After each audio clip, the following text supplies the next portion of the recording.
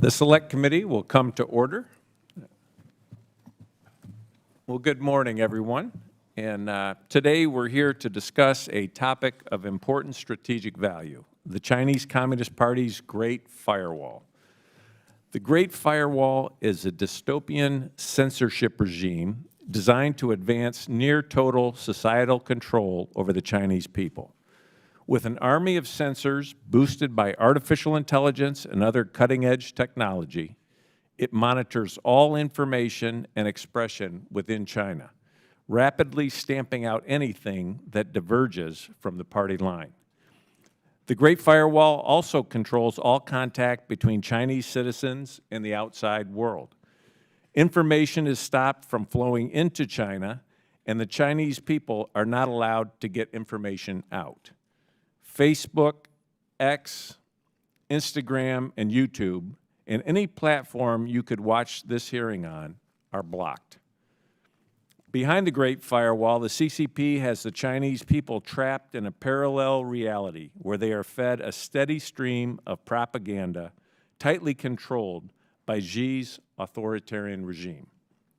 The CCP has turned the internet, designed as a tool of freedom, into the ultimate tool of control. As it has grown more powerful, the party has only expanded its ambition to maintain total control. In fact, despite spending historic amounts on a massive military buildup, the CCP still spends more on internal security than it does on its military. Unfortunately, the CCP's quest for control does not stop at China's borders. The CCP is rapidly exporting its surveillance technology abroad, enabled by state-backed champions like Huawei, Hikvision, and ZTE. It has found plenty of buyers. From the tyrannical Maduro regime in Venezuela to the Ayatollahs of Iran, the CCP exports its malign technologies to help authoritarian governments control the internet and oppress their populations. Not only does this undermine human rights globally, but threatens American national security by creating a network of pro-CCP governments that increasingly owe their hold on power to the CCP. Over the last year and a half, the Select Committee on the CCP has worked tirelessly to champion the rights of the Chinese people to speak freely. We've held hearings where dissidents and Chinese students have described violent threats they have faced right here in the United States, and we have called loudly for an end to their oppression. We've tried to break the barriers between the Chinese and American people, but the Great Firewall stands in the way. Today, the Select Committee will again champion the rights of the Chinese people. This hearing will focus on the ways we can expose the Chinese people to the irresistible power of unarmed truth, a phrase first used by Russian author Boris Pasternak and repeated by former President Ronald Reagan in 1988 as his dream for people trapped behind the Iron Curtain. The CCP fears that power and spends tens of billions of dollars on global propaganda and censorship to control it. We should set it free and give the Chinese people unfettered access to the truth. This means countering Chinese censorship with honest information and fighting the CCP's export of surveillance technology worldwide. It also means ensuring transparency at home, whether in Hollywood or Silicon Valley or on college campuses. CCP censorship has no place in America. What the CCP fears most is the Chinese people learning the truth about the Uyghurs, about Taiwan, Tiananmen Square, COVID-19, the Chinese economy, corruption, and worst of all, the truth about the CCP itself. Why? Because they know their rule is built on lies. What Reagan observed in Berlin is still true today. This wall will fail, for it cannot withstand faith, it cannot withstand truth, the wall cannot withstand freedom. What was true of the walls of concrete and barbed wire will be true of walls of code. I'm grateful to our three incredible witnesses here today who will discuss how we can repeat Reagan's success and ensure that, once again, freedom is the victor. With that, I'd recognize our ranking member, Krishnamurthy. Thank you, Mr. Chair. Last year, this committee looked at the CCP's message about an alternative reality where democracy is failing and autocracy is on the rise. Next, we examined in our discourse power hearing how the CCP promotes that message outside of China. Today, we look at how the CCP spreads its message inside of China, not only through propaganda, but also by stifling alternatives to its messaging through censorship, surveillance, and its so-called Great Firewall, which is the most sophisticated system of internet censorship anywhere in the world. The CCP's censorship is dangerous because by denying discussions of human rights and alternatives to its negative messaging about the U.S., the CCP creates a controlled society that is more supportive of its aggression toward the U.S. and our allies, partners, and friends, including Taiwan. Almost 25 years ago, President Clinton argued that giving China full access to our market would help create a future of greater openness and freedom for the people of China. Unfortunately, that prediction was wrong, because instead of allowing greater openness and freedom, the CCP used China's growing wealth and access to technology to build the world's most sophisticated surveillance state, which it now exports to other countries. Today, the CCP spends more on its domestic security services than it does on its military, and it spends a lot of this money on surveillance cameras. It's estimated that of the 1 billion surveillance cameras in the world, half of them, a whopping 500 million surveillance cameras, are in China alone. Here you can see the city of Wuhan, which once was called China's democracy village because for several years it was allowed to elect its own leaders. Unfortunately, the CCP ended this experiment in 2016 and now blankets the village with surveillance cameras like the 5 you see here.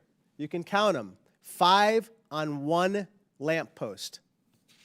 The CCP also spends its money on the technologies and surveillance bureaucracy behind its Great Firewall, which experts say has achieved industrial-scale censorship by blocking IP addresses, contorting online conversations, and filtering website data.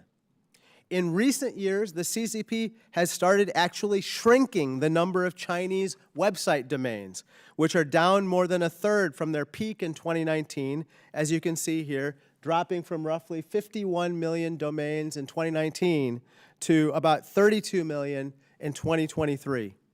In contrast, the number of domains in the U.S. in that same time period doubled. It's grown dramatically, and that's not much different around the world. Motivating the CCP's police state is its fear of Chinese citizens holding their leaders accountable, like they did in Wuhan's democratic experiment.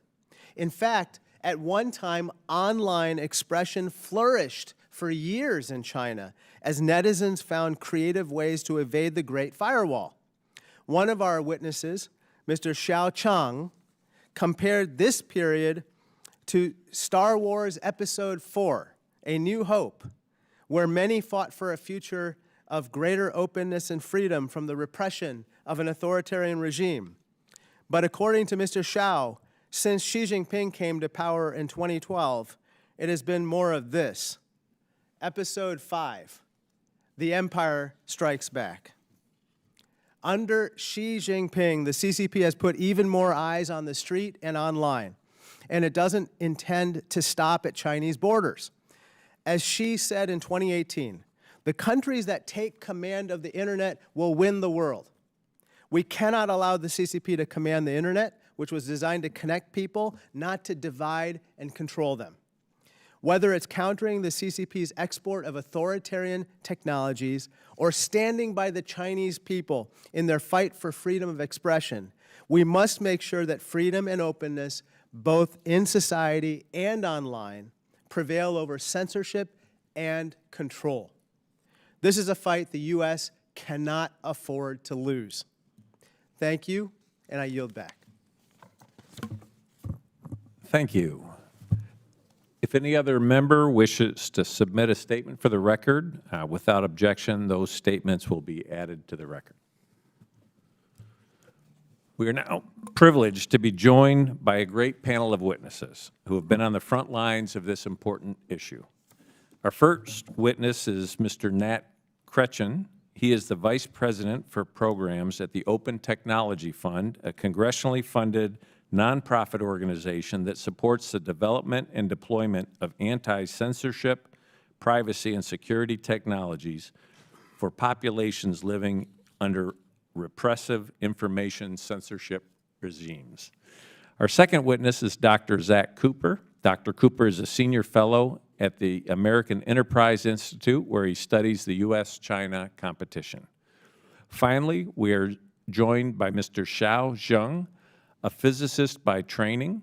Mr. Xiao became a human rights activist after the Tiananmen massacre and is the founder and editor-in-chief of China Digital Times, a bilingual China news website designed to aggregate, contextualize, and translate online information from and about China. Thank you for being here, gentlemen. And with that, I want to welcome all the witnesses. Thank you all for being here. And Mr. Kretchun, you are now recognized for your opening remarks. Chair Molnar, Ranking Member Krishnamurthy, distinguished members of the committee, thank you for inviting me to testify. The Chinese internet today is unrecognizable from the internet we all know here. It's been roughly 15 years since Google and much of the free and open internet was blocked in China and replaced by CCP-controlled domestic platforms such as WeChat and Weibo. An entire generation has grown up never knowing the internet beyond these platforms. They don't long for the global internet because, by design, they've never meaningfully experienced it. In that time, the CCP has spent billions of dollars to erect a complex technical architecture to isolate over 1 billion people from the global internet. However, its ability to control information has less to do with blocking access to foreign websites and far more to do with its success creating an entirely new ecosystem and re-engineering its population's online behavior. This is the fundamental challenge we're faced with today. OTF was established over a decade ago to help journalists and human rights defenders counter online censorship. During that time, the cat and mouse game of internet freedom has remained fundamentally unchanged. Even in countries considered to have advanced information controls, like Russia and Iran, people still download circumvention tools to access the global internet. Internet freedom solutions are developed based on the assumption that overcoming censorship is simply a technical impediment that, once addressed, will meaningfully restore free online expression. However, this assumption no longer holds in China. The CCP is not simply building an ever greater firewall. It has undertaken a much more ambitious project, erecting multiple layers of self-reinforcing technical and social controls, the result of which is not a globally recognizable internet with key redactions, but a wholesale substitution of an entirely distinct online ecosystem. This ecosystem is characterized by the substitution of global platforms for domestic alternatives. Although highly censored, these platforms are extremely compelling. They're well-designed and content-rich. As a result, most Chinese internet users have little reason to explore beyond China's own social media universe. What this substitution does is provide China's censors with a huge home field advantage. The amount of control that can be asserted through WeChat and other platforms is far beyond what's possible on the open internet. On these platforms, censorship is faster, more nuanced, and more complete. Surveillance is harder to avoid, and party messages are spread more forcefully by committed little pinks. For those who want to look for information or connections that are unavailable on domestic platforms, precisely how to do so is far from simple. The Chinese government has engaged in a novel project of meta-censorship to obscure even the possibility of circumvention from its own citizens. They have criminalized circumvention tools and thoroughly blocked discussion of how to download them. Domestic search engines don't index censored sites. App stores, notably those run by Apple and Google, remove thousands of apps at the request of the Chinese government, including most internet freedom tools. And as if these obstacles weren't enough, it is only then that users must contend with the Great Firewall, which, as was mentioned, remains the world's most advanced national filtering system. From the vantage point of an average Chinese user, it's become increasingly difficult to even imagine what exists beyond China's domestic ecosystem, much less discover how to access it. The end result is a dramatic change in user behavior. As researchers at Stanford concluded after they gave students in Beijing circumvention tools, even with these technologies, few students use them to access the global internet unless they were actively incentivized to do so. The era in which we could reasonably assume that most Chinese citizens could and would naturally seek out uncensored content is unfortunately over. Traditional circumvention tools such as VPNs remain an important part of any internet freedom strategy. However, moving forward, we must adopt an updated approach that fosters more purposeful connections between information seekers and information providers. While China's internet substitution model provides its citizens with the bread and circuses of contemporary online culture, what it intentionally omits remains in demand when people know how to seek it out.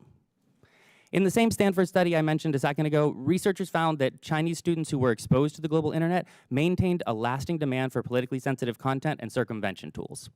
There's no single unifying policy solution to peel back the layers of China's information controls, but some key starting points are: internet freedom tool developers will need to more intimately understand and design around the technical limitation and socialized online behaviors of users in China. Creators of objective, otherwise unavailable content will have to seek out connections with their audiences in less traditional online spaces. Apple, Google, and other US technology companies must end their current practice of aiding CCP censorship efforts.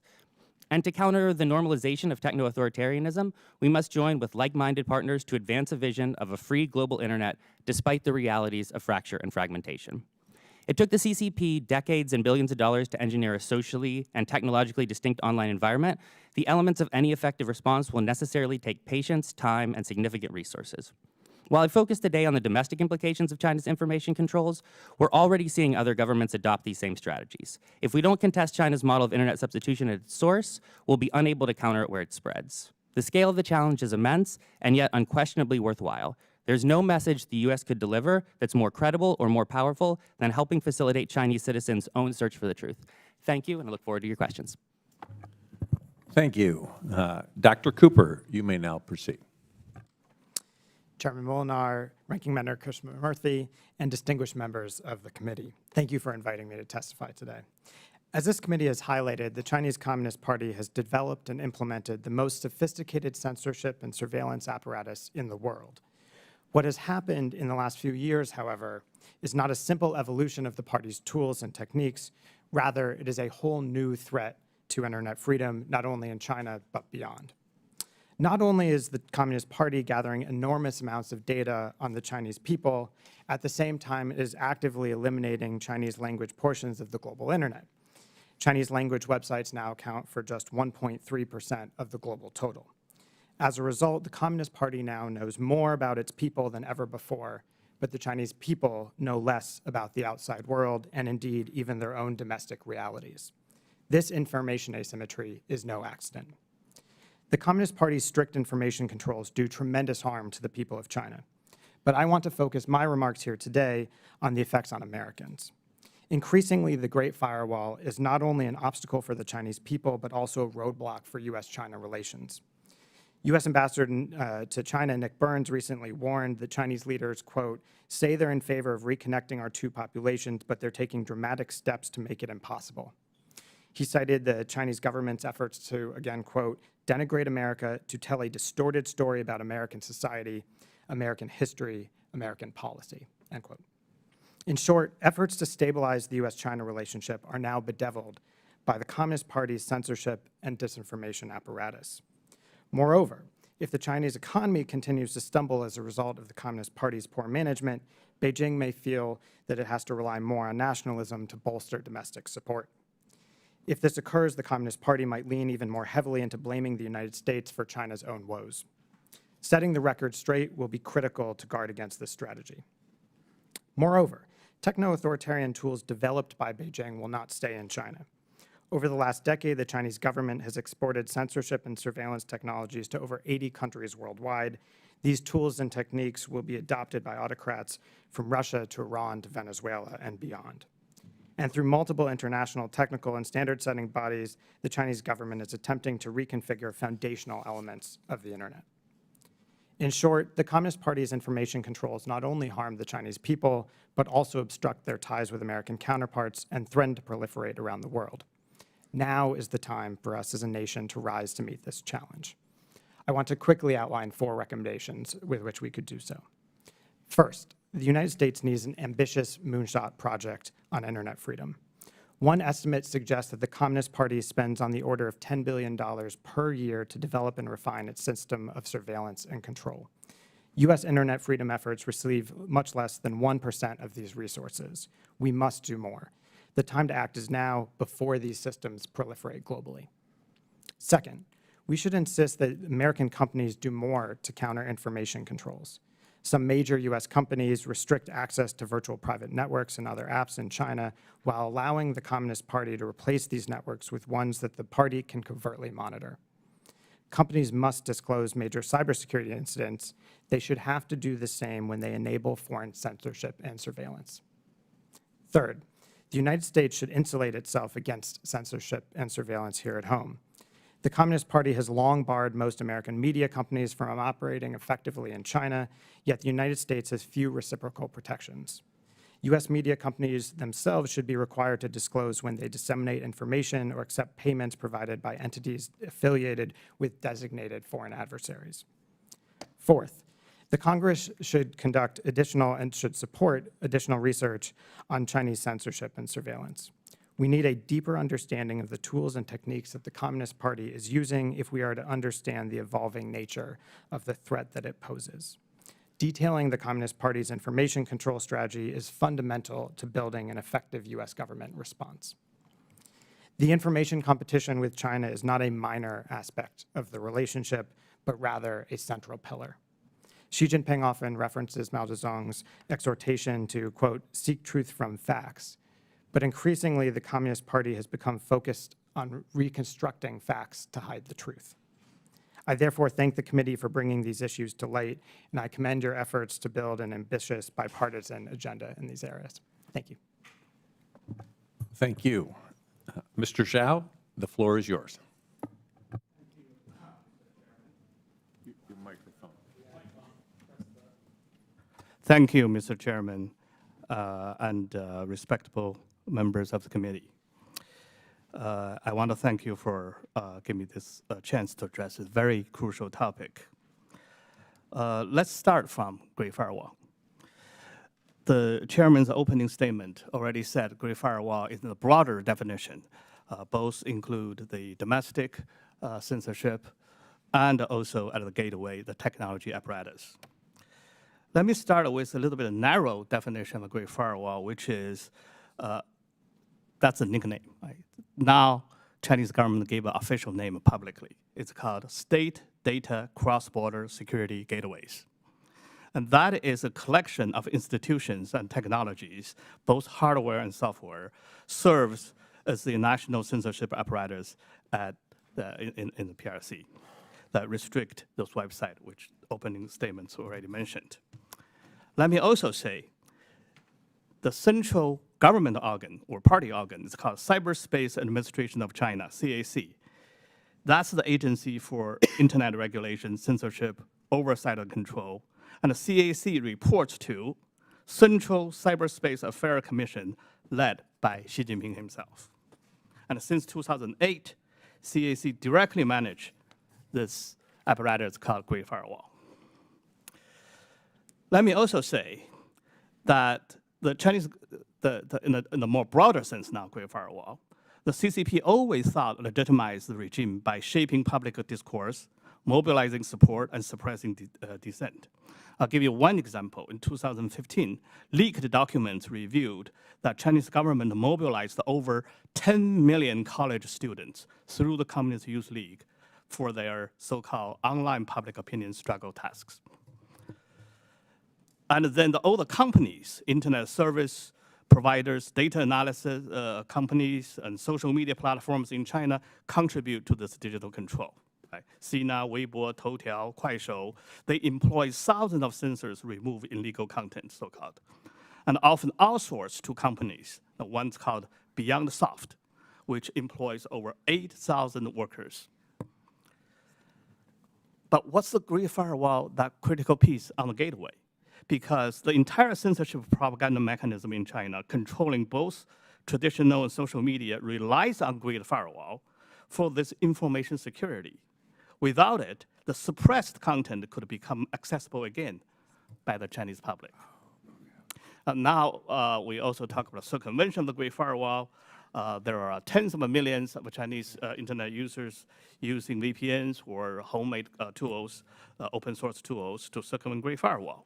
But also, the Great Firewall itself enhances its blocking capacity through the methods, active probing, special responses, and pushing the criminalize the circumvention efforts.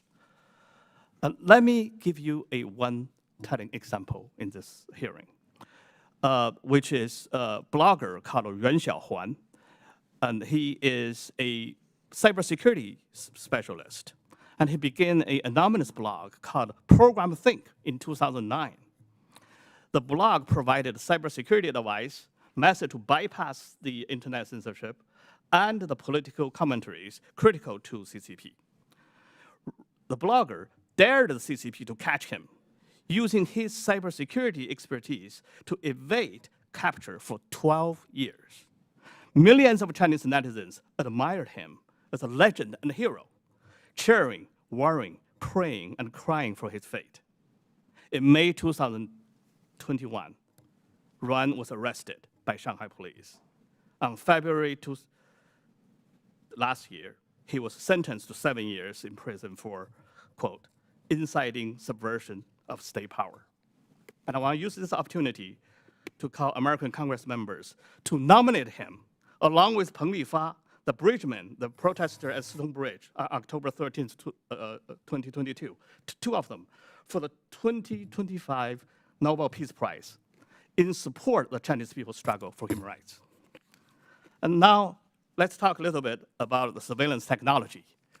We already talked about how they export, PRC export surveillance technology. Let me give you 2 examples. In Venezuela, actually 2020, the US Treasury Office sanctioned this company called China National Electronic Import and Export Corporations to Venezuela for the Chinese version of Great Firewall.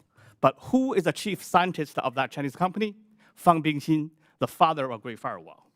And only last month, or 2 months ago, in Myanmar, the military junta deployed a new system that can intercept and decrypt web traffic, blocking applications, and blocking VPN. Who provided that technology? Chinese company again. Same company that US just sanctioned.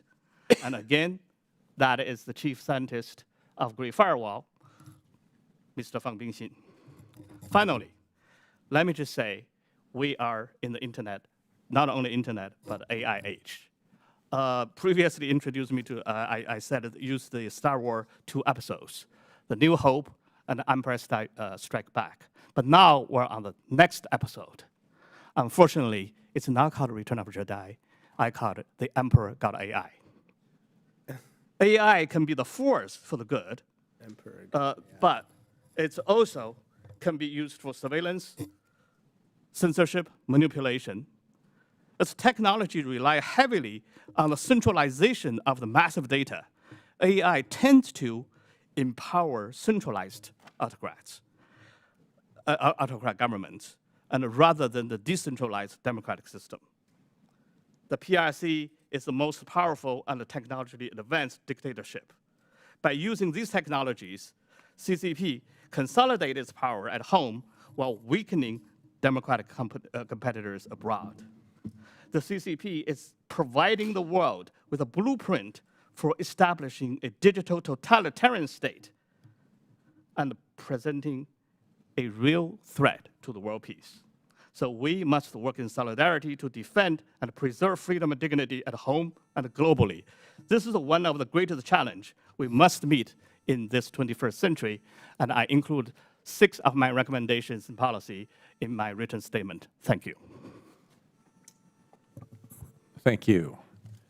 Mr. Xiao, what do you think would happen if the Great Firewall ceased to exist and information flowed freely in China? The People's Republic of China will no longer exist, given enough time. Let me put it this way. Why they really, really want to need the Great Firewall? Because just like the Berlin Wall, if without that wall, the other half of the city of the Berlin will walk across to the freedom. And for the Chinese people, that if the Great Firewall is not there, to stop the people to access information, they will seek freedom online in their heart and minds. The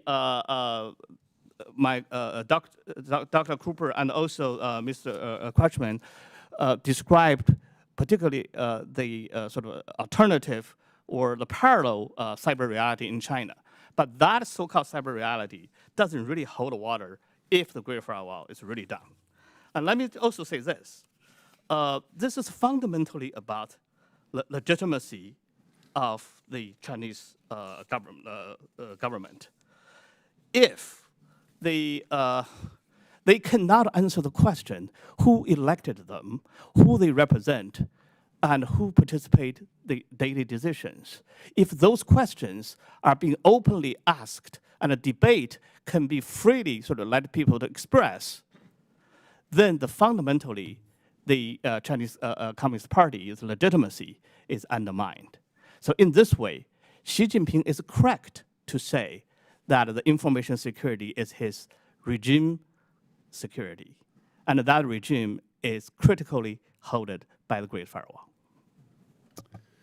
And Dr. Cooper, why do you think the CCP is investing so much in this Great Firewall, and why is controlling information at home and abroad so important to their strategy? Well, I think Mr. Xiao put it really well. At the end of the day, the party's legitimacy doesn't rest on the support necessarily from the people for the policies that it's pursuing, especially when those policies don't appear to be working. You look at what's happened to the Chinese economy the last few years, you look at the increase in political repression, and it's hard to say that the Communist Party is delivering for its people. But it's very clear that the party has become more reliant on information controls. And so I think at home, increasingly, we're probably going to see the party rely more and more on information control rather than actually being able to deliver for the Chinese people. And that downward cycle is probably going to get worse. I would just say abroad, I do think this idea that China needs to make the world safe for autocracy, as some people have said, makes sense. And ultimately, there's no way for China to do that without trying to pacify the criticism that it sees from the outside world. And so I would expect that we would see China try and proliferate the tools and techniques that it has. It's already doing this, but I think we're maybe at the first phase of a strategy that will go well beyond that ultimately. And then Mr. Kretchun, what should be done to enhance the flow of information across the Great Firewall? You mentioned there's no one policy, but what would it take to effectively combat the CCP's surveillance and censorship? Yeah, I think from the United States perspective, it's going to take a lot more focused coordination across a lot more of the agencies and different actors that we have on our side. The way that China has designed its information control system is to try to ensure that most Chinese citizens never even hit the Great Firewall, that they're mostly trapped inside of this domestic ecosystem of WeChat and other kind of giant platforms. And since that's the case, we're going to have to be able to more nimbly reach in to find folks with the kind of solutions we can offer in terms of circumvention tools, to be able to provide uncensored, truthful content to folks where they are on the internet they've been socialized into, and lead them back out into, the global internet, which at this point they've kind of lost the muscle memory of. And Dr. Cooper, do you have a thought on that? Well, as Nat just said, I have the honor to be the chairman of the board of the Open Technology Fund, and I think the kind of work that OTF has been doing has been incredibly important in this area. But I do think the scale at some point does matter, right? The Chinese government is putting billions and billions of dollars into this year after year. I think increasingly this has to be a central pillar of our own strategy too. Even if we're not going to spend that kind of money, I do think that we have to be talking about significant investments over time, or else the closure that we're seeing in China will get worse, and it won't stay in China. It will expand to other authoritarian states. So that's why I said I think this is time for a moonshot. We need a major societal decision that this is something that we have to deal with over the next decade or two. Thank you. Ranking Member Krishnamurthy. Okay, thank you. Thank you, Mr. Chair.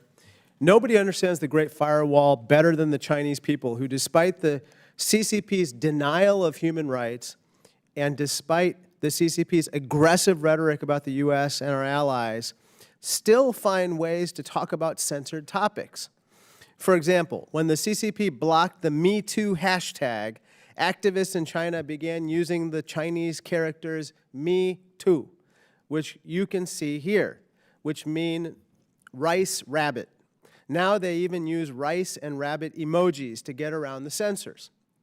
Mr. Kretchun, Chinese netizens often use these kinds of techniques to discuss sensitive topics, correct? That's correct. Let me show you another image. This is the image of the tank man from the Tiananmen Square massacre. This is also censored in China, correct, Dr. Cooper? Yes. But some Chinese citizens do know about Tank Man, including from U.S. broadcasters like Voice of America. Hence, they developed memes like this one to discuss what happened at Tiananmen Square. Mr. Kretchun, the CCP eventually detected these ducks and actually blocked searches for big yellow duck. Isn't that right? That's correct. Chinese language content produced by VOA, which is critical for countering the CCP's narrative of aggression, gets almost 2 million views every day. Unfortunately, funding for VOA has flatlined, and this year its China program received just about $15 million, which is roughly the annual cost to operate, let alone buy, 2 F-35 fighters. Mr. Kretchun, increasing funding for VOA and programs like Radio Free Asia would help Chinese citizens get better access to non-CCP messaging and lower support for aggression towards neighbors and friends, right? I think so. Now I want to turn your attention to this woman. Her name is Xiao, who famously managed to evade the CCP censorship. She once taught at the CCP Central Party School, but was expelled from the party after comparing Xi Jinping to a, quote, gang boss. Ms. Tsai expressed these views in a recording that went viral inside of China, right? Ms. Tsai says that a trip in Spain in 2008 was when she became fully aware of the CCP's repression and realized the need to speak out. Mr. Kretchun, it is these kinds of people-to-people ties and exchanges that, in my opinion, are among our best tools for combating CCP censorship. Would you agree with me? Most certainly. Unfortunately, the number of Chinese students studying in the U.S. has dropped almost 30% in just the last few years. So, Dr. Cooper, even as we compete with the CCP, we need to increase student and other exchanges with the Chinese people. Isn't that right? I agree with that. I think student exchanges are an asymmetric advantage for the United States. 100%. Let me turn to my final topic, namely the CCP's export of surveillance technologies.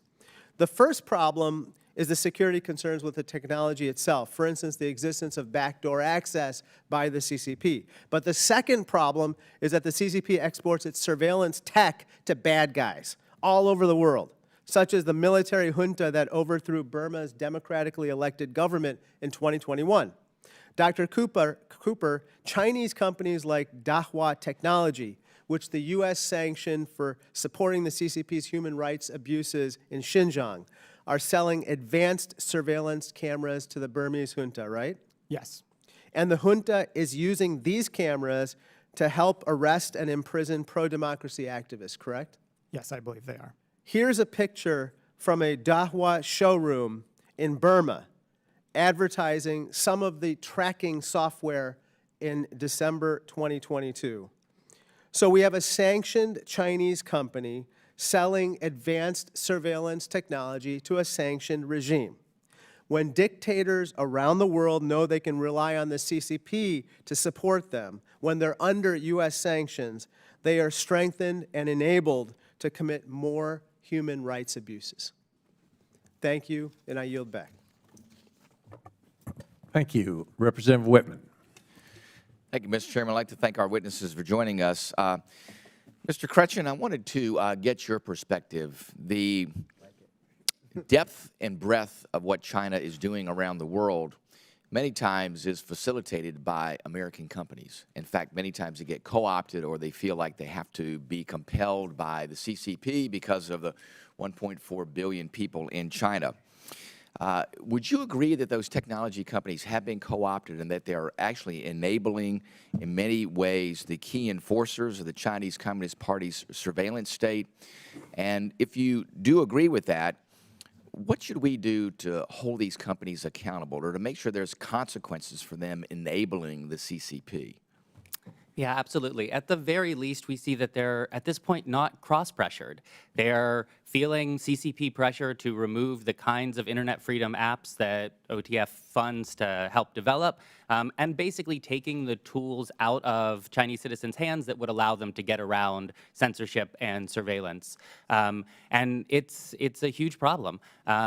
And beyond that, we haven't found good ways to compel them to help better support the development of internet freedom technologies or the funding of those technologies. Because at the end of the day, a lot of the tools that those are built on point back to some big American companies who at this point are profiting from them.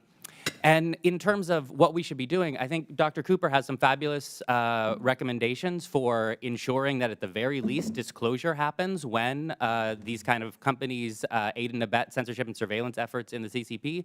But in a better world, they wouldn't be engaged in those behaviors at all. Very good. Thank you. Dr. Cooper, let me go to you, and I want to follow up on Ranking Member Krishnamurthy's assertion about the exportation of this technology. We know that China, the Chinese Communist Party, is one of the most advanced states as far as how they prosecute advanced technologies for surveillance and really repression of their own people.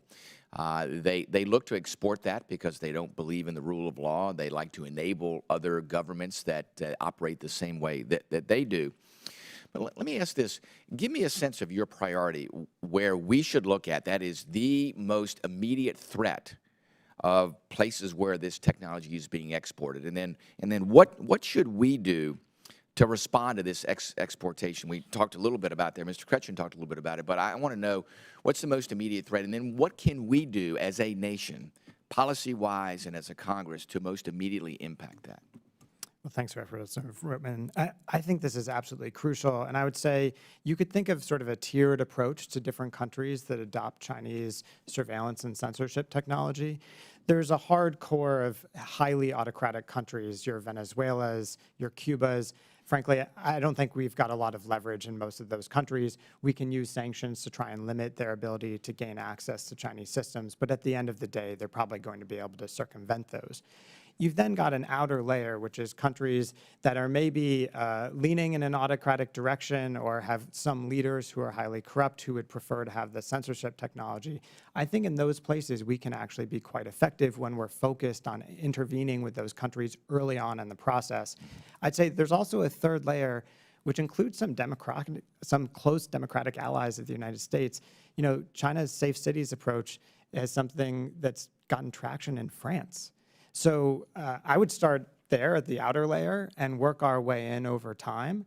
I think if we can explain and make transparent what the Communist Party has done with these tools, that a lot of people in those countries will think that those tools shouldn't be able to be used either by their governments or by companies in their countries. Very good. Thank you, Dr. Cooper. Mr. Xiao, I want to ask, we see as this digital authoritarianism is expanded around the world, that I think there's some opportunities for us to point out where the weaknesses are in those systems. And the only way that happens is through the people in those countries, or as we also heard examples of people within China that are speaking out and pushing back against this. How can the United States either enable those folks that are speaking out or undermine the use of these digital tools of authoritarianism? There are several aspects to answer this question. But let me actually start from the voices of Chinese people, even under the repression, that they use coded language, use satires. But also there are, let me just give you an example, that what kind of the voices on Chinese internet and being censored and reappeared outside of China. such as China Geotimes and my website. Okay. Well, let's start from this. Even back to your first question, why Great Firewall is so important for Chinese Communist Party, right? Because as a autocratic system, it has the common feature, which is few rules many, but in the name of many.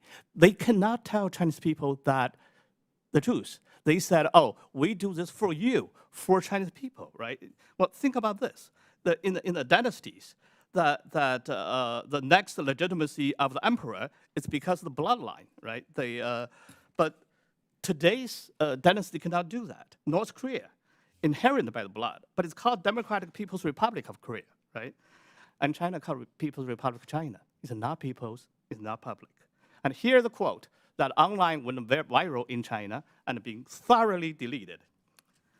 And what this post say? It says, oh, those peoples are a miracle. The people's daily, which people do not read. People's great hall, where people do not meet.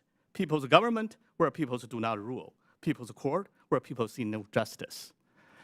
These kind of voices are common knowledges in China, but without alternative, that they're being repressed by this digital authoritarianism and actually and also being confined in a cyberspace by the Great Firewall. Now, the effective ways to respond to this, including a technology piece. If the Chinese regime seems the Great Firewall is so critical to it, it's invested so much resources and technology to it, even to undermine that effort to getting the Chinese internet users to access more freedom of the information, it requires much larger budget and resources to build up the counter technology. And I'm naming one, not just VPNs. Decentralized generative AI tools. The new AI tools that actually is another threat to the Chinese government control of the ideology and online contents. But if right now these generative AI tools are in the big US companies' hand, there's a Chinese company doing that, but they have to censor their content. Again, they are a result will not really meet the demand of the Chinese population if they are an alternative decentralized AI tool can be made. Thank you, Mr. Chairman. I yield back. Representative Kim. Yeah, thank you, Mr. Chair. Dr. Cooper, I'd like to start with you. You said something that, I guess I kind of missed it when I read through your testimony, but you said it, it really stuck out to me. If I get this right, you're saying that right now about only 1.3% of global websites are Chinese language websites, and that's down from 4.3 before, about a decade ago. Is that correct? That's correct. So, just so I get this right, you're not just talking about what the Chinese people have access to. You're just saying like they're actually being deleted from just writ large in the internet across the world. So it's not just about censorship within China, but it's being deleted and in many ways removed from all of us to be able to access. Is that correct? That's exactly right. Yeah, thank you for that. I thought that was a really interesting another component of this, not just about what the Chinese people are accessing, but just just the richness of what we hoped is in the internet for all. I wanted to try to I guess, Dr. Cooper, maybe I'll start with you. I guess I'm just trying to get a sense of like, how does someone understand or measure how much of the internet is being restricted, or how much, it's hard for me to really conceptualize, what all is actually being restricted from the Chinese people through this action by the CCP. Do you have an understanding of how to process that? Well, my fellow panelists may have other views on this, but I think there are a lot of tools that you can use to look at different elements of this. So one, for example, the Open Technology Fund helps to support is on app censorship. And you can go on and you can literally see on the Google Play Store, on the Apple App Store, what is censored. And it is a tremendous amount of stuff. And it's many of the apps that not only Americans use all the time, but that others around the world use. So I think it's going to differ from domain to domain, but it is a tremendous amount, not just on the internet, but also these other tools that people use to access information. Yeah. I want to just pivot and just kind of focus in on something that's been kind of touched upon, but just, we're on the advent of this new era of innovation with AI. Has been referenced in different ways, but I'd like to dig in a little deeper. Mr. Kretchun, I thought you had a really powerful diagram on page 3, really showing the concentric circles here of some of this. Helps me understand this. I mean, some of my concern is that when we look at, large language models and what we've seen so far with AI, what we see if this trend continues is honestly a lot of users having less direct access to websites and a lot more information being, put together and assembled for them. And in some ways, I worry that that kind of falls into that CCP-controlled domestic platforms area, if they're able to develop that kind of thing that I think Mr. Xiao was worried about on that front. So I guess, I see this as sort of double-edged, and I'd like to, I'll turn to you, Mr. Xiao, afterwards to talk about what kind of threats that could pose to the CCP. But, I'd love to just start with you, Mr. Kretchun. Just is this going to make things potentially much, much worse in terms of the ability to censor? Absolutely. I mean, the really kind of pernicious, for me, kind of the most dystopian part about the way that the CCP has set up its information control regime is just how self-reinforcing it is and how it really does create kind of like, interestingly, memory holes. To your point about a shrinking internet, there's just fewer sources where those things can be found.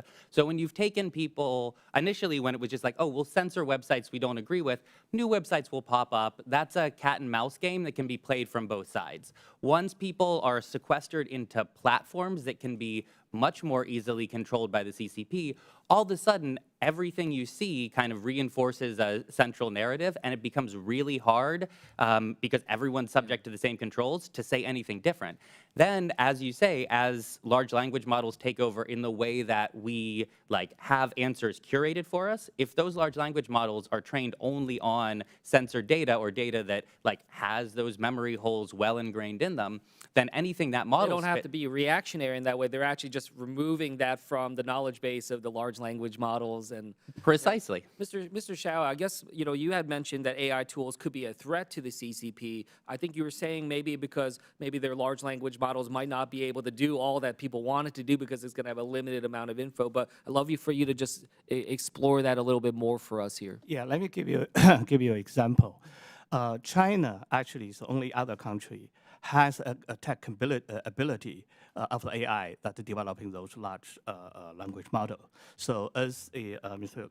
Kretchun said, that is a parallel universe. The Chinese users are using Chinese model. The difference is they are trained by different data and also under the different supervised training, which is in China, the censor will just monitoring the outcomes, right?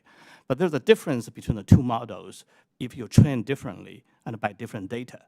And why those differences are so crucial. And because AI is so vast, and it answers any common sense questions. I'll give you an example. What's the patriotism? What's the love of the country, right? Hey, that's the AI, if you use the open AI, ChatGPT will tell you the answer you love your country. It's different than love your government. It's different than the state. Yeah, it's different than love your culture. But if you use the Chinese under the PRC propaganda materials trained, the crucial point, every day they're trying to confuse in people's mind is love China equals love Chinese Communist Party equals love Chinese culture equals Chinese people. They lump them together. Logically, it doesn't make any sense. Yeah. But they use whole propaganda and the censorship to make that only available in the Chinese language space. And Chinese AI will just answer that. Yeah. But the outside my time's of that, come to a close, so I'll yield on back. But I think that's an important thing for this committee to explore. Thank you. Mr. Lukenmeyer. Thank you, Mr. Chairman. Appreciate the commentary this morning and the discussion. Want to take a little bit different tact here this morning. Some of you have talked about, how we can impact what's going on in China, and a couple of you in your testimony, written testimony as well as verbal testimony this morning, talked about investment in China. The Chinese talk, I think Mr. Cooper said, to invest billions into their internet. So the question is where they get their money from. And we've had a number of discussions in this committee before, and a number of witnesses testify that we, the Americans, are giving them a lot of the capital they need to be able to do this. And to me, I think a couple ways we can infect this is to sanction some of the folks, not be able to invest in certain companies. I think one of you made that recommendation, I think Mr. Xiao in his testimony, as well as prohibit investment in Chinese companies, period. So I've got some bills to do that. So I think, Mr. Kretchun, let's start with you. Would you like to comment on that? From the OTF perspective, I mean, we come at this from a relatively technical perspective, and in that sense, like there are lots of places where you'd want to be very careful about essentially either U.S. investment in the kind of firms that we know will blow back into creating better surveillance and censorship technologies that, as Dr. Cooper said, will inevitably be proliferated into a lot of other states who are seeking information control solutions like the PRC is putting together. Mr. Cooper, Dr. Cooper, like to comment on that? Yeah, what I would say just briefly is I think there's an important role for outbound investment legislation, and I know many of you have been leaders on this issue. I think as regards the censorship and surveillance question, the outbound investment limitation should, for that purpose, be focused on those companies that are engaged in the most pernicious behavior, either within China or outside. And so I do think there's a logic to restricting the ability of Americans or American companies to invest in companies that we know are infringing on the rights of people, whether they're in China or in Venezuela or beyond. Mr. Zhao, you mentioned in one of your recommendations, I believe, to prohibit or minimize investment. It will look to me like, why are we trying to help the company, the country that's trying to take us over? It makes no sense to me. If this were Nazi Germany, would we be investing in that? I don't think so. China is our mortal enemy here, and we're continuing to fund them. We need to be stopping all investment, in my mind, and sanction them. What do you think about that comment? Well, my expertise is not a global economy. In that sense, I'm not sort of qualified to recommend the sort of blanket assumption. But my recommendation is about targetedly sanction or block the including investment of those companies, the Chinese companies, who playing a crucial role that on those large-scale digital authoritarian tech, including the censorship and the surveillance and manipulation. And I actually added 2 more sanction recommendations in my written testimony. Let me just state it. And I used the example of the security expert Chinese Fang Bingxin, who is widely known, publicly known in China to father of Great Firewall. As I said, he is the chief scientist of those US sanctioned companies who are exporting technologies around the world. Not only those companies should be that prevented the US investors to invest, but those individuals, including the scientists, who played a crucial role to develop those technologies, and educational institutions should be sanctioned on blacklist by United States. One quick question here. One of you made a comment, the country that takes command of the internet will rule the world. I think some of this goes back to artificial intelligence. I mean, that's where we all seem to go back to. I've got a hearing right after this one in another committee with regards to artificial intelligence. Scares the heck out of me. It's a wonderful tool on a positive side, but it can be manipulated in a very, very negative way, and scares the dickens out of me. And I think the Chinese, if they beat us in AI, we're in really big trouble. I've only got 10 seconds left, so I'll yield back, Mr. Chairman. Thank you very much. Thank you. We are going to break briefly so that members can go and vote, and we'll plan to reconvene shortly after the vote series wraps up. My staff will be in contact with member offices on timing, and without objection, this committee meeting is in recess, subject to call of the chair.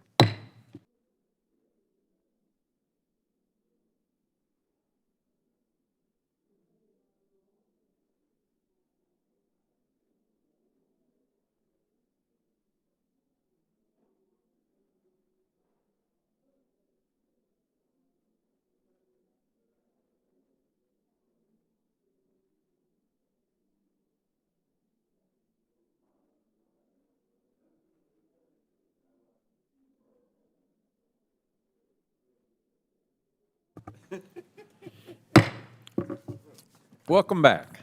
The committee hearing is now reconvened, and we will now complete member questions. Representative Carson, you are now recognized for 5 minutes of questions. Thank you so very much, Chairman. This question is for everyone. I'd like for you all to elaborate on the risks of the CCP's surveillance and censorship activities on U.S. companies' intellectual properties and data security and the global market. Are there any examples in your mind of successful initiatives by our international partners to counter the CCP's efforts, and what collaborative efforts are in place between the U.S. and our global partners?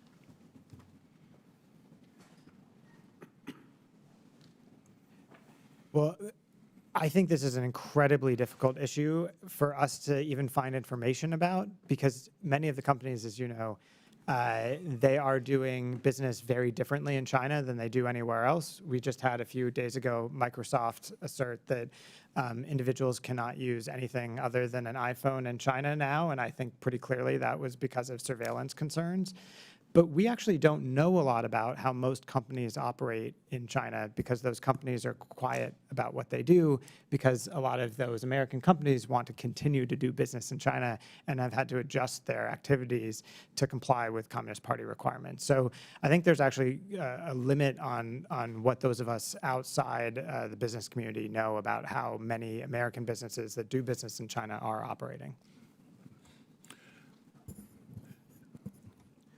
I want to just add on another aspect, which is the Chinese tech companies are building a lot of digital infrastructures around the world.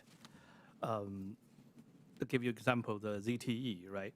It's operated over 50 countries, providing fiber optic cables, mobile networks, data services, in Turkey, Sri Lanka, Sudan, you name it, Laos. Those Chinese companies also have capability of collect and control data globally and enhancing their AI data analysis and control models. In other words, those countries who are using the Chinese digital infrastructure are exposed themselves to the Chinese, not only espionage, but even further manipulation and control. This is a global threat, and it's not within U.S. territory itself, but given it is the competitive nature between the United States and China and the global market and geopolitics, the policymakers must take that into concern. And yeah, just to add a final point, one really interesting thing that we've seen become ever more true about the CCP's surveillance and censorship apparatus is it is now portable. When you take your phone from China to America or anywhere else, that follows you in a lot of ways. There are data trails back to China when you have those apps installed, and when basically your phone is set up as a Chinese national would have their phone set up. They now bring that censorship and surveillance with them in ways that could have unintended consequences with it. Thank you. Thank you, Chairman. I yield back. Thank you. Representative Barr. Chairman, thanks for holding this hearing. Excellent hearing. Important oversight here. Dr. Cooper, let me ask you a little bit about follow up on this outbound investment strategy that we're working on.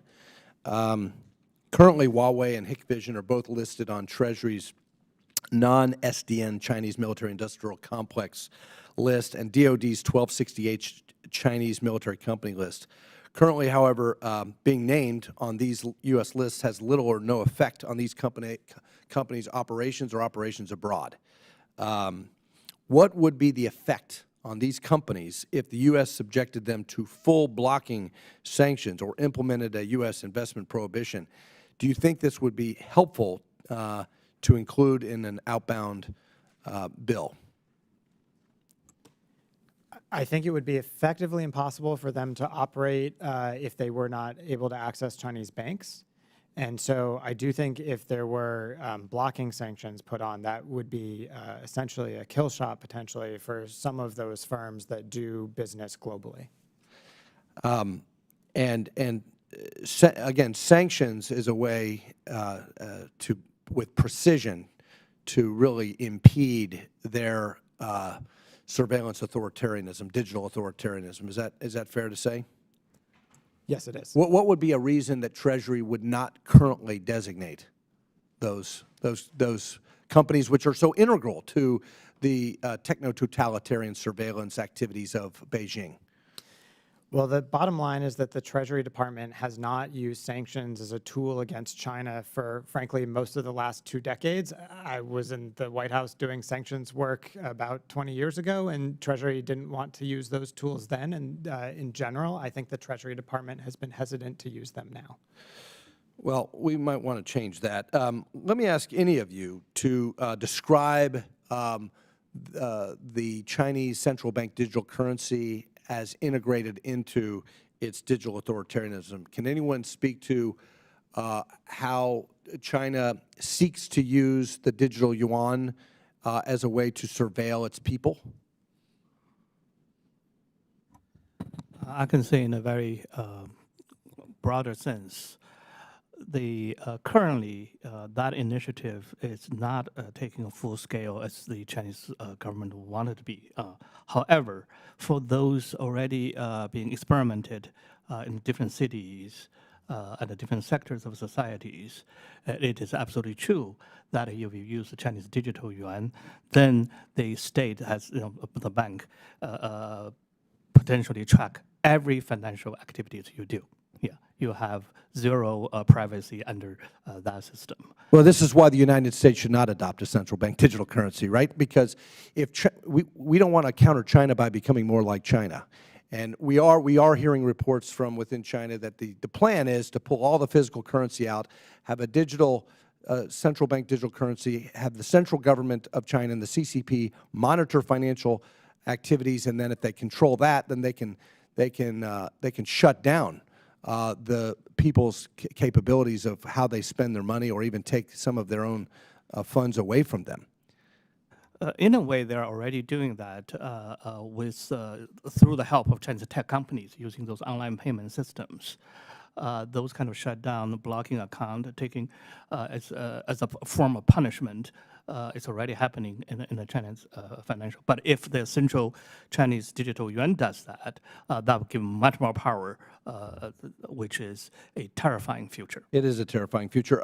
Real quick on the Taiwan guidance, the PRC guidance regarding Taiwan that includes allowing the death penalty for individuals who are deemed advocates of Taiwan independence. I'm co-chair of the Congressional Taiwan Caucus. To any of our witnesses, given that Taiwan recently inaugurated a democratically elected president, how is the PRC using its surveillance capabilities to surveil or jail pro-Taiwan individuals in China?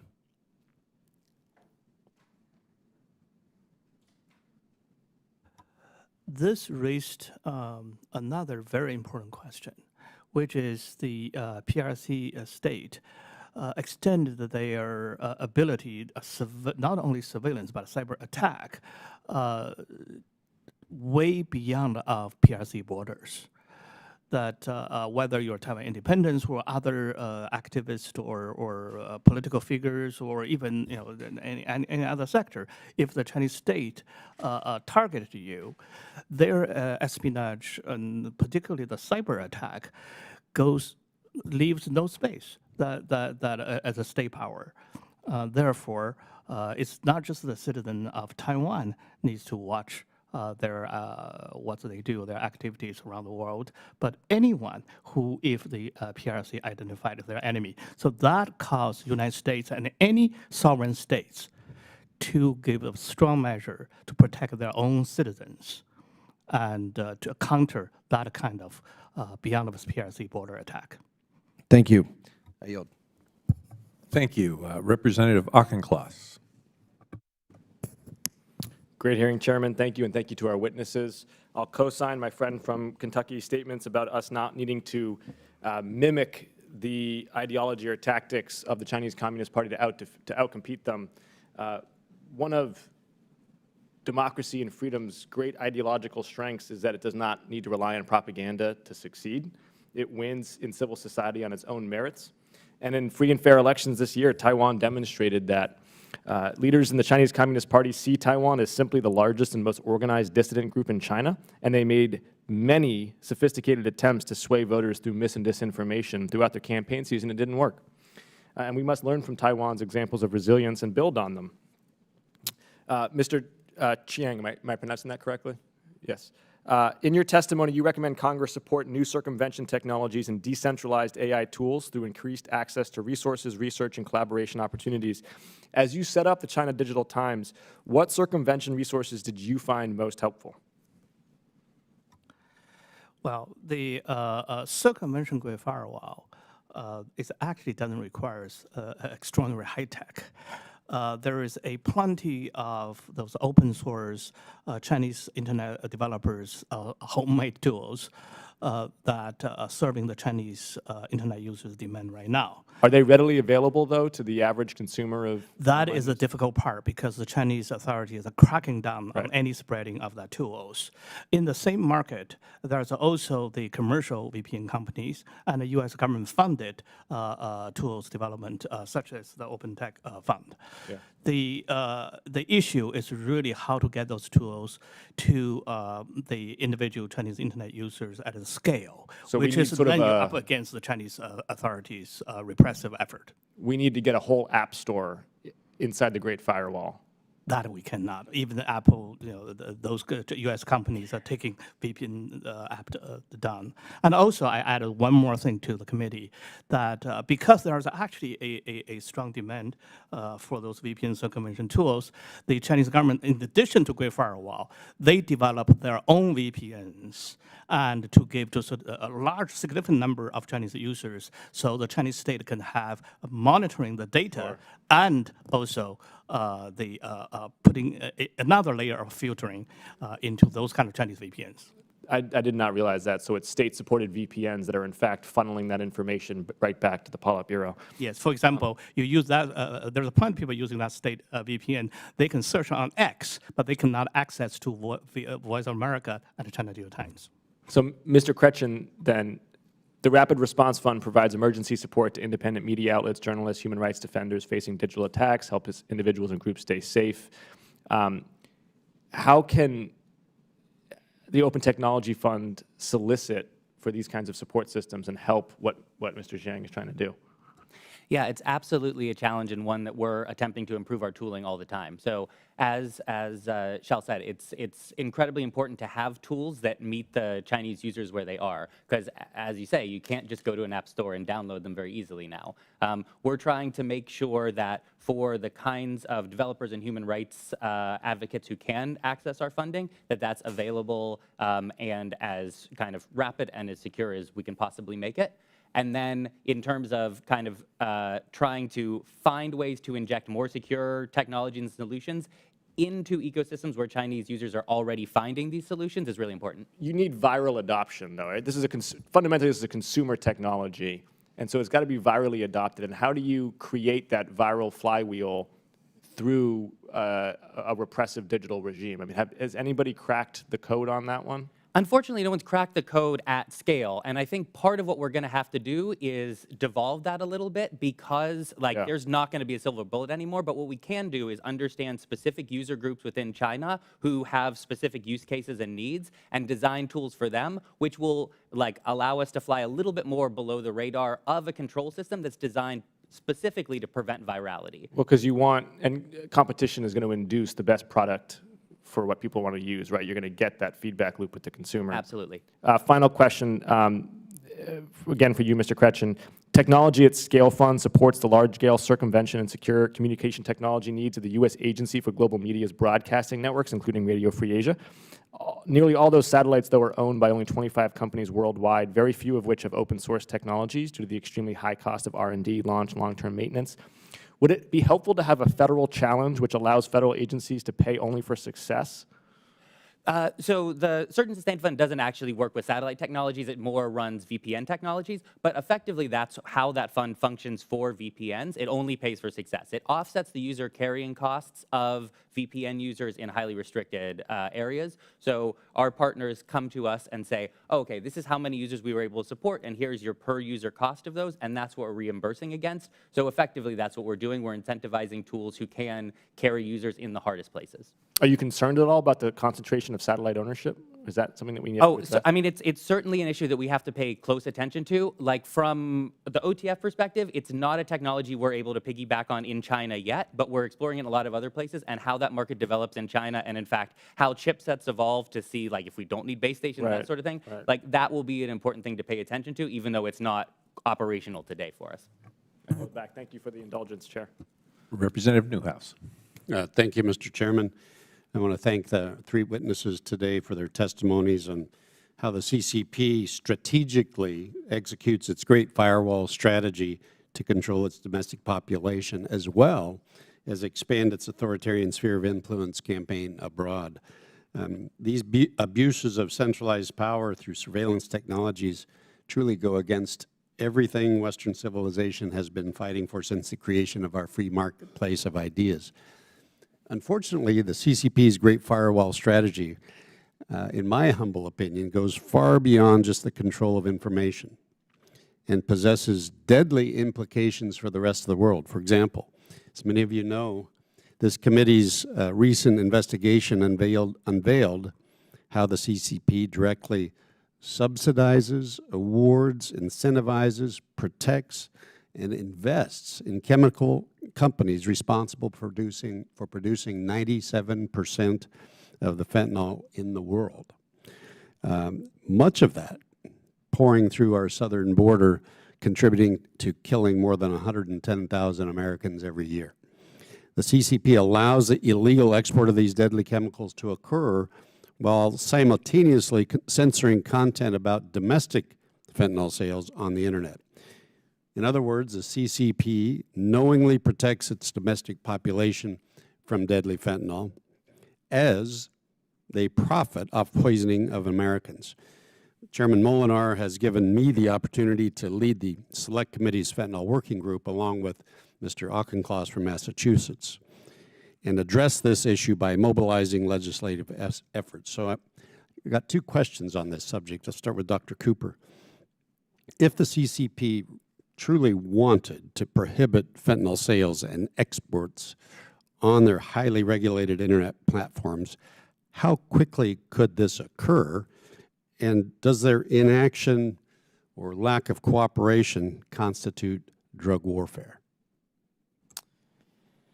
I do think that the party, after the November meeting between Biden and Xi, made a commitment to follow through on fentanyl that they have not executed. I think that's quite clear. You can talk to officials within the administration, and they expected to have more cooperation from the Chinese. I don't know how fast they could crack down, but I think it's quite clear that officials on our side feel that there's a lot more that China could do that it is not doing today. Any thoughts on the whether or not this is drug warfare on their part? Well, I definitely think that it is an effort to, that it enables efforts to damage the United States in fundamental ways. When I go talk about China across the country, not infrequently do I have someone show up in the audience who's lost a child to fentanyl. And I'm sure you have this same experience. I've talked about this with senior Chinese former officials and some current officials.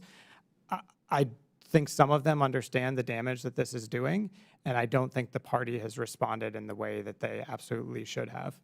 So, Mr. Kretchun, Mr. Qiang, thoughts?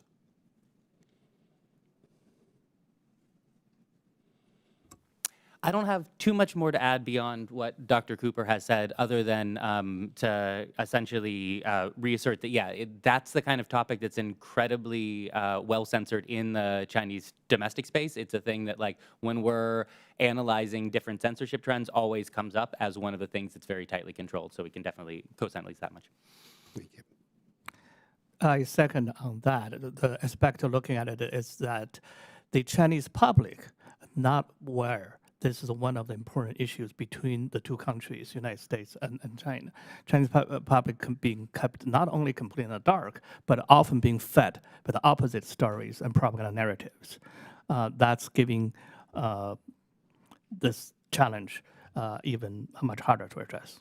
Yes, thank you. Well, again, thank you all. Appreciate the contribution to this important subject. Mr. Chairman, I yield back. Thank you. Representative Brown.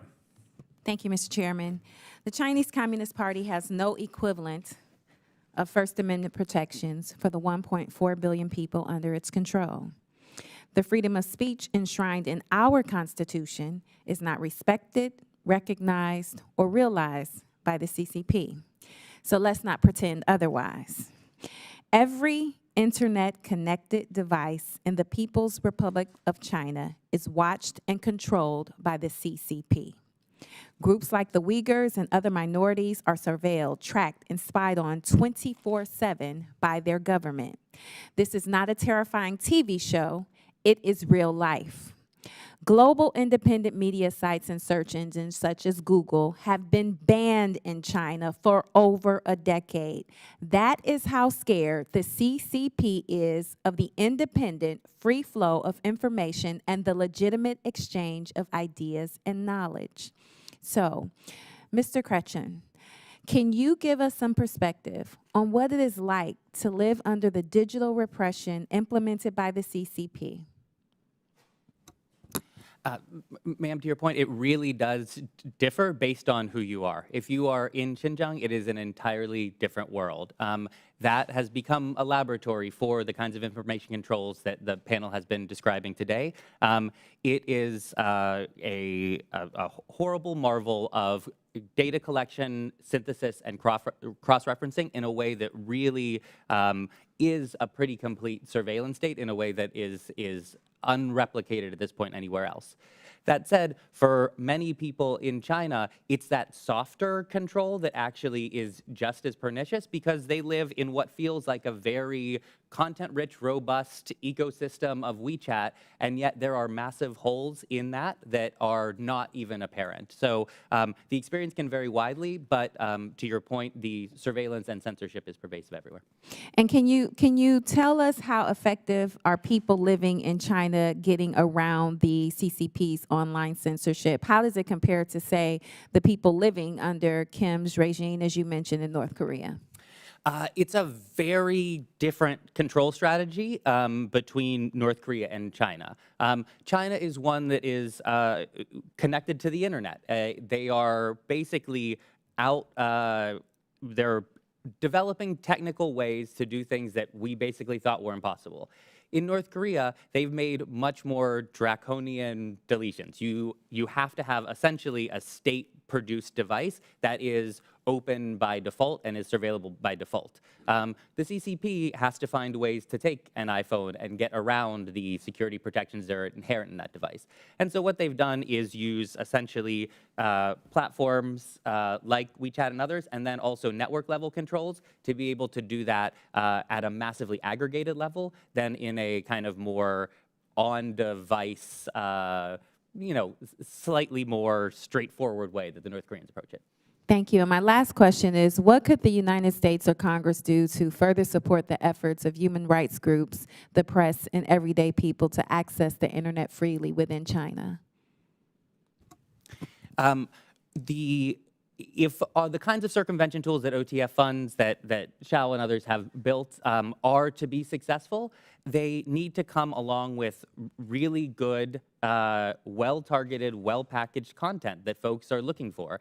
At the end of the day, there is information competition, even if we are attempting to allow users in China to take their own journeys to that content. And so the more that we can invest in the production of very good objective news and make sure that it is packaged and distribution is taken into account when it's put together, we're past this era of, oh, if you build a really good website, you'll get Chinese users who come see it. You have to now break that down and make sure you're delivering it to those users and giving them avenues to access it that actually comport with the way that they interact with each other daily online.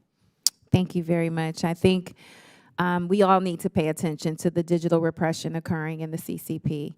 In the People's Republic of China, the internet is a weapon and free speech is seen as a threat, monitored, restricted, and a tool of further CCP indoctrination. This has implication for our freedoms and rights in the United States, where everyday people are denied access to information on what is happening on the ground in China and to talk freely with friends and relatives abroad. our nation and this committee are united in pointing out this glaring hypocrisy and working to protect and promote internet freedom around the globe. And with that, Mr. Chairman, I yield back. Thank you. Representative Dunn. Thank you, Mr. Chairman. I want to thank each of the witnesses for their testimony today. It remains incumbent on us in Congress to fortify our information systems against this Chinese Communist Party dystopian export of state-sponsored censorship and surveillance in the United States. We must pave this path forward in this area for America and the free world.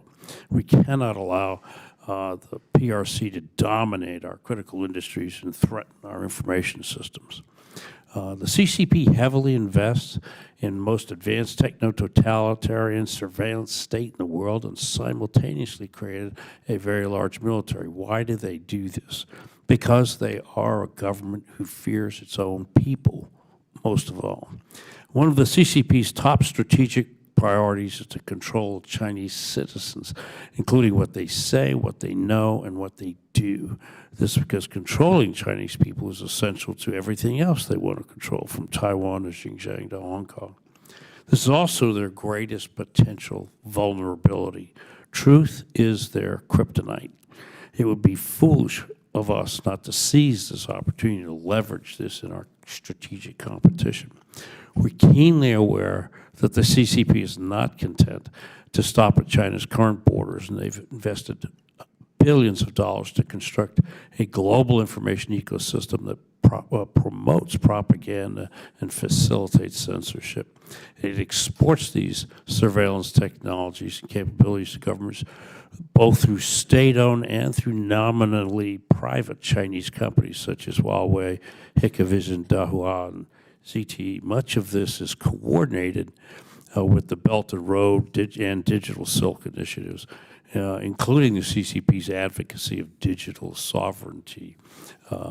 So once these systems are sold at absurdly low prices, these surveillance technologies are used to gather vital information for the CCP, to monitor and suppress activists, dissidents, and ordinary citizens. The CCP frequently uses that technology brought to gather information about all of us and our governments, and includes incredibly detailed personal data, fingerprints, blood samples, and other things. I look forward to working with my colleagues to ensure the United States remains free. We all want to serve the country and preserve a free society. We cannot let this authoritarian state undermine us. Mr. Kretchun, as you mentioned your technology, American technology companies in your testimony, technology companies like Apple and Google seem to have contributed toward the enforcement of CCP surveillance state.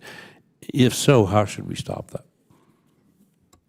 Yeah, the way that they're doing that is in this, basically enabling this practice of meta-censorship. So at the one hand, we're attempting to build tools that would allow Chinese citizens to get around these digital controls and stay safe while doing so. And yet the way that still in China, everywhere else, people attempt to access these tools is through app stores.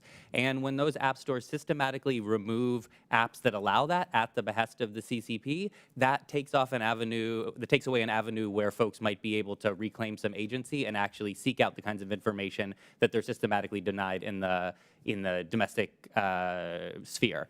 As I mentioned before, I think Dr. Cooper's recommendations around disclosures for Apple, Google, other American tech companies who are facilitating the censorship and surveillance apparatus in China is a low bar. We'd much rather have it not happen at all, but that's at least a starting point.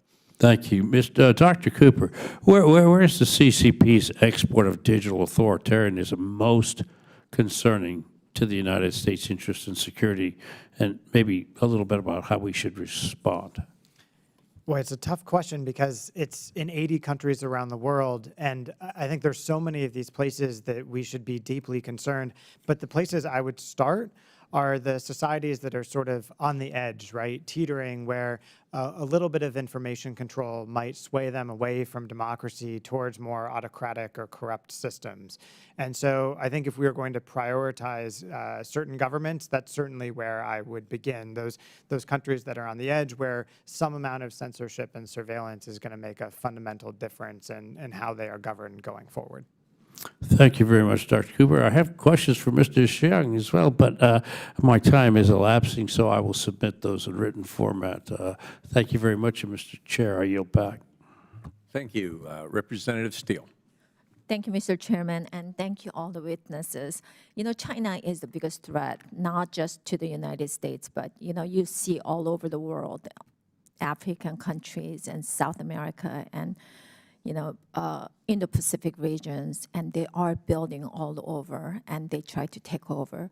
So CCP censorship and surveillance include the Great Firewall, allows the CCP to censor foreign websites, international media sources, and digital applications to block its citizens from the world. I have experienced firsthand the CCP using online activity and physical whereabouts of Chinese citizens to block one of its citizens from connecting with family members in Southern California. This is unacceptable. We should be alarmed that CCP uses its power to track their own citizens' movements and predict their activities, especially playing around in the United States. So, Dr. Cooper, the CCP has routinely violated international standards related to intellectual property rights, subsidization, and overcapacity, and yet they do not abide by the international norms and rules, and that has brought it into current economic positions and not playing any fair games and trade. And I'm on AI task force. I mean, you know what? They are the most dangerous ones right out there. So how can global leaders hold China transparent and accountable in its international system that is free, open, and fair? We've been asking these questions constantly, and there's just no certain answers. But you know what? You are the experts, so if you can give us some of the answers so we can stop them, then how are we going to do it? So my view is that targeted pressure on China is unlikely to stop the massive activities that you're talking about, right? Intellectual property action, et cetera. I'm not saying that we shouldn't support targeted action against companies and other entities engaged in those behaviors. We should, but I would not expect them to be successful. I do think at some point the United States has to both take actions to protect ourselves against those risks by closing certain elements of our economy that are most at risk to those behaviors, while also threatening to increase the pain on China. That is the only thing that has shown to bring Beijing to the table to talk seriously about these issues. So I think it has to be a mix of targeted measures against bad behavior, going after specific individuals, specific companies, but also some pressure at the higher political level. Without that, I don't think Beijing will change its activities. So sanctioning those, high official names and, those. Can I give you one example, which I know the committee has done important work on? So solar cells, right? Mm-hmm. American companies invented a huge amount of the advanced solar cell technology in the world. The intellectual property was stolen by China. We have Department of Justice cases in which we indicted multiple people affiliated with the Chinese government for doing this, and yet we've allowed the Chinese companies who benefited from that stolen technology to sell the solar cells back into the United States. I can't for the life of me figure out why we've allowed this to happen. So I think there's just some basic steps that we should be taking to protect ourselves. It might not change Chinese behavior on the whole, but we've got to start somewhere. Well, Chinese behavior is stealing is much cheaper and faster. That's the way it is. So Mr. Qiang, if I pronounced your name wrong, I'm sorry. Why should those who are concerned about the human rights abuses by the CCP worry about their work with authoritarian regimes around the world? Is the CCP working with the communist leaders to grow our suppression efforts because my both parents fled from North Korea, and I work with Vietnamese government very closely. And North Korea, I mean, these countries that they are actually following what China does, I mean, organ harvesting to just everything there. And you know what, we really have to stop that what China's been doing. So what do you think that, we really have to do?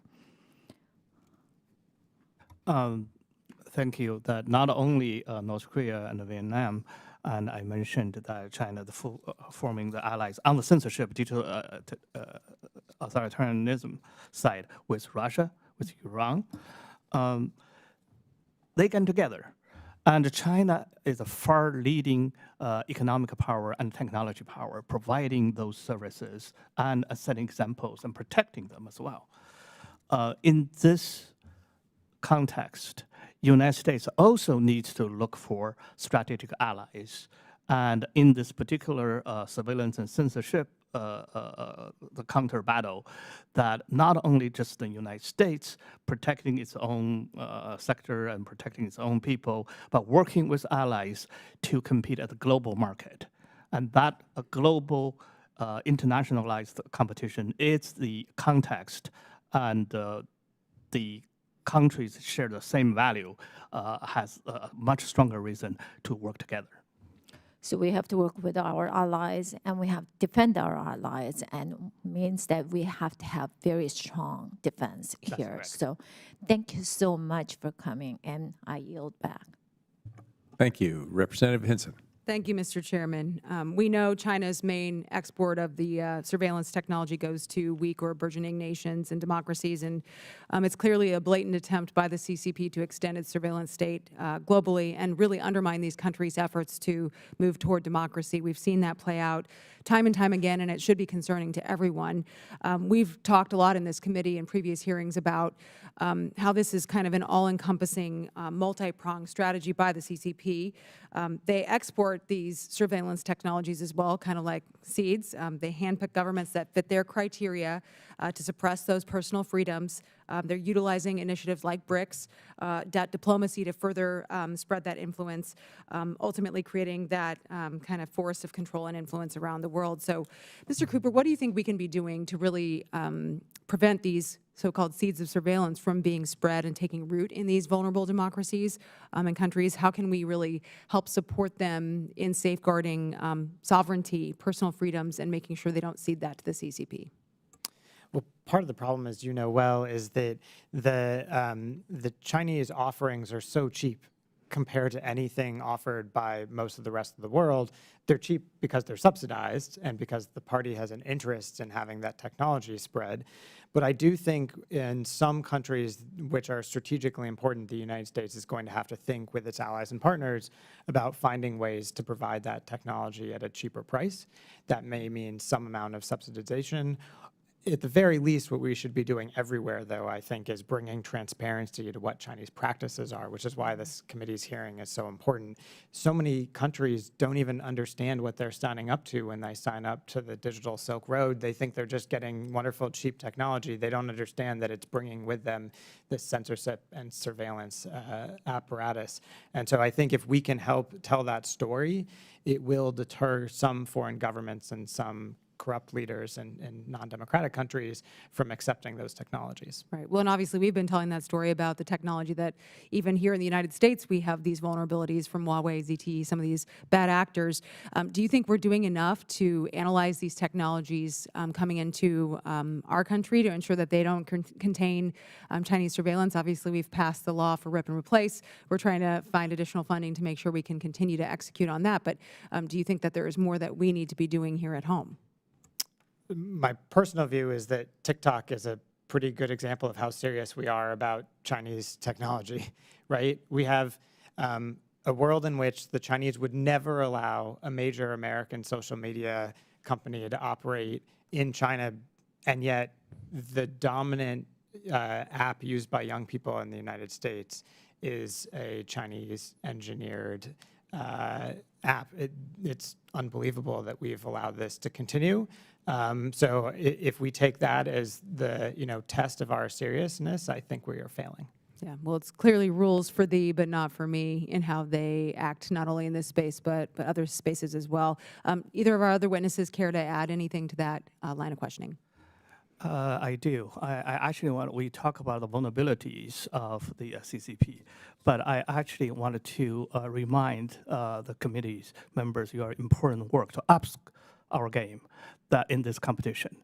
That you have to see that, for example, Chinese tech sectors are incredibly innovative, and barely second to United States tech sectors, but have a lot of potential, producing a lot of products going around the world.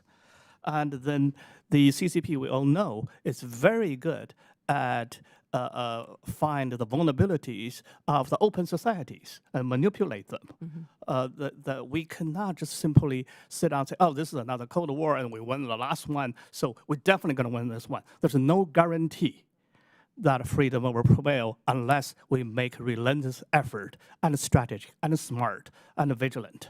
And so I just want to say to the committee that you're doing great work. That finally, that the Chinese Communist Party were using nationalism to mobilize the Chinese mass and using propaganda to mask this nationalism and the CCP ruling the same thing. But don't underestimate the power of nationalism versus the individual freedom in such being manipulated in such a digital controlled environment. So we need to meet that challenge. Thank you. Absolutely. Well, and on that note, I guess I'd follow up. What steps do you think are things that either this committee could do or Congress could do to really counteract that digital propaganda, short of, I mean, just funding, these countermeasures, getting that information out there? But we clearly have a Chinese media state that's colluding with the surveillance state. You have the Chinese propaganda state colluding with the surveillance state, therefore, and with a very strong technology power. And that's why we cannot lose this AI competition in this new era. Not only just simply the current project funding, but need creative thinking and a much sort of higher level of the measure. And that's what I think the committee, you're doing great work. And I hope this hearing is a starting point. Yep. Thank you. I yield back, Mr. Chair. Thank you. Representative Klein. Thank you, Mr. Chairman. Mr. Chairman, the open exchange of ideas is essential to ensuring a free society that can discern what is true without government interference and influence, and it is a central underpinning to the success and human flourishing that has occurred as a result of the American experiment. One thing is for certain, the contents of this publicly held hearing won't be making it through to Beijing.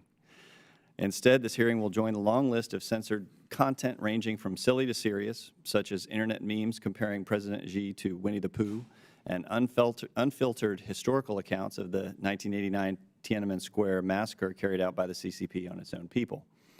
This is all due to the vast amounts of resources that the CCP has dedicated to transforming their country into a techno-totalitarian surveillance state to create a Great Firewall that draws 21st century parallels to the notorious Berlin Wall. The methodology, sophistication, and scale of Beijing's censorship complex utilizes a mixed involuntary collection of biometrics, voice prints, facial recognition, and cell phone data combined with dense networks of cameras and so-called convenience police stations in some regions, which has enabled them to surveil, manipulate, or coerce their people to control public debate and prevent challenges to the party's hold on power. However, we have to be cognizant that this troubling authoritarian model is not limited to the PRC's borders, as the party has shifted to exporting their tech and censorship know-how abroad. So let me ask Dr. Cooper, besides censoring their own people, focusing in on exporting surveillance tech abroad, what countries would you say have engaged the most with the PRC in buying this tech? And are there any surprises or notable mentions? I think a lot of them are going to be the usual suspects: Venezuela, Cuba, obviously Belarus, Russia are going to be more and more reliant on this sort of technology. But there are some surprises, and the place to look first is probably in the safe cities, so-called safe cities projects, which are all around the world. Marseille in France, for example, probably not the kind of place that you would have expected to be looking into safe cities, but this has been attractive in a lot of places. And I think in many of these locations, the leadership just simply do not understand what they're getting. Safe cities sounds pretty good. I don't think a lot of people would be opposed to that if they don't dig a little further into what is actually being offered. How has the digital Belt and Road initiative changed the geopolitical landscape? Well, what I'd say on Digital Belt and Road is that actually the Digital Belt and Road it used to be sort of the sidelines of all of the infrastructure that China was promising. But as the amount of money that China's put into Belt and Road has shrunk because the economy is slowing down, the real focus of Belt and Road has become the digital infrastructure side. And so I think to the extent that we are focused on trying to deal with the challenge that China poses abroad through Belt and Road, the digital aspects of Belt and Road are probably in many ways the most concerning. You know, a typical infrastructure project doesn't give the Chinese the ability to surveil and in the future for other governments to censor what their citizens are seeing. Digital Belt and Road is fundamentally different. So I think it's become, in many ways, the core of what Belt and Road is, and it, for us, should absolutely be the most concerning aspect of what China is doing through the Belt and Road projects. Do you see the potential, or do you detect any perceived weaknesses that you think this initiative could reveal about the CCP that the U.S. could follow up on? I think there are tremendous weaknesses. For example, we know that Belt and Road promises are about 10 times what's actually delivered. So, you know, most countries, if they're hearing that they're going to get $50 billion of Belt and Road money, they might get 5 if they're lucky. That's a huge, huge failing by China. Some of this is for political reasons, but much of it is just basic economics, right? There's not as much money to go around in China today as there used to be. So I think that's a weakness. My view, though, is that we can't compete with Belt and Road everywhere. We have to prioritize those places that we think are most strategically important and put our focus on them in a very strictly prioritized way. If we are competing with China in a country, it's almost always the case that we are the preferred provider, right? Countries fall back on China because they don't have other good options. So we've got to be there and provide an attractive alternative. Thank you. I yield back. Mr. Moulton is recognized. Thank you very much, Madam Chair. For the United States and China to have a meaningful dialogue for Chinese citizens to understand when the wool is being pulled over their eyes, they have to have access to good information, right? We can't even be on the same sheet of music for having a conversation if one side is living in the dark. And a lot of Chinese citizens are literally living in the dark today. But Mr. Kretchun, in your written testimony, you referred to a Stanford study that found that access to information in itself did not result in Chinese students actively taking advantage of outside information. Only when they were incentivized to do so did they find uncensored info. So given the constant cat and mouse game that organizations like yours engage in with the CCP to provide tools for open internet access, another way to expose Chinese citizens to internet freedom is not when they're in their country, but just when they spend time in societies like ours. Is there any indication that when Chinese citizens who have lived in the United States return to China, they continue to find ways to access the global internet?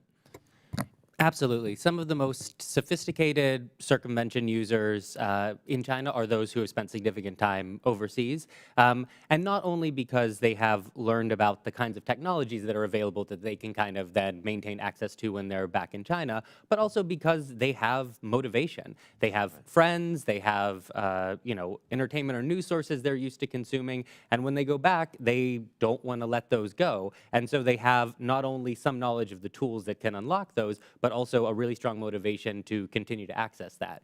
And so when those seeds are planted in folks by, you know, traveling, by studying somewhere else, that's one of the most effective ways to actually ensure that that motivation continues. It's actually a compelling reason to make sure we still bring Chinese students to the United States, even though we obviously have to be concerned and careful that we scrutinize those applications to ensure that we're bringing Chinese citizens and not Chinese spies.